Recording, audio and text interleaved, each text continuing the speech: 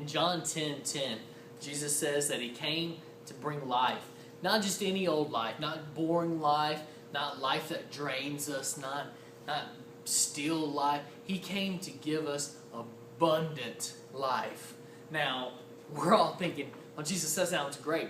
Here's my list of things that I want, you know. I'd like a nice new car. I'd like an awesome house. I'd like to be well respected in my community. I think the disciples are thinking along those lines. We certainly know what James and John are thinking, right? In Mark 10:35, they come up to Jesus and they say, Jesus, we want you to give us whatever we ask of you. And He says, okay, what do you want?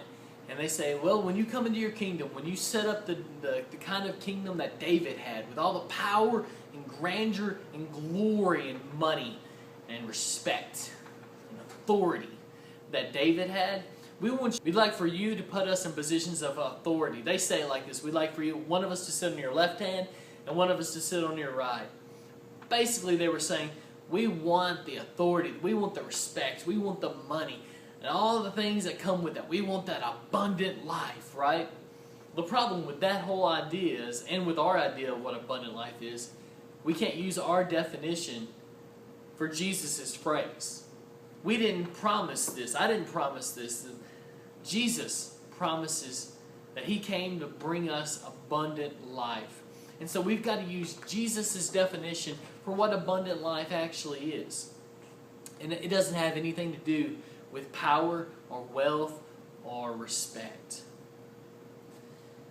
In fact, in Luke chapter 12, Jesus gives us part of the definition for how He would define abundant life. Luke chapter 12, verses 16 through 21.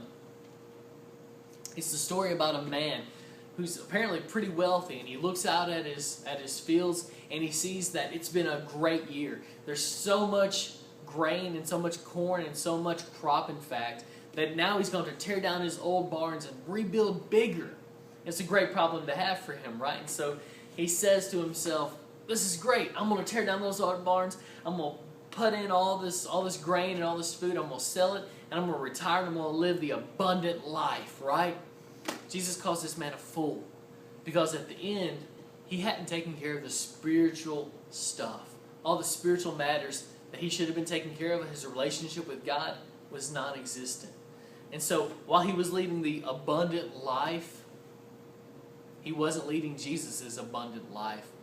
I think one of the things that Jesus would use to qualify abundant life is the answer to the question, are you ready to go home at any point in time? This man was not ready to go home. The rich farmer in Luke 12 is not ready to go home. He wasn't ready to die. So our answer to that question, whether we're ready to go home at any point in time, would answer the question to, are we leading an abundant life? If you're ready to go home at any point, you've got all of your spiritual, you've got your relationship with God intact, and you're growing and you're thriving and you're getting closer to Him, you're ready to go home at any point. You're leading an abundant life. The second qualifier, though, I think Jesus would put on abundant life is 2 Thessalonians chapter 1. 2 Thessalonians chapter 1. Listen to what he says in verses 11 and 12. He says, to this end we always pray for you, that our God may make you worthy of His calling, and may fulfill every resolve for good and every work of faith by His power, so that the name of our Lord Jesus may be glorified in you. I think the second qualifier Jesus would put on, are you leading an abundant life? His definition of an abundant life. I think part of it would be, are you ready to go home at any time? But I think the other half is found here in 2 Thessalonians chapter 1, 10 through 12. Are you bringing glory to the Father? Are all of your good works and all the good things that you've done, are you heaping in the praise for yourself? Are you holding that to yourself, all that praise?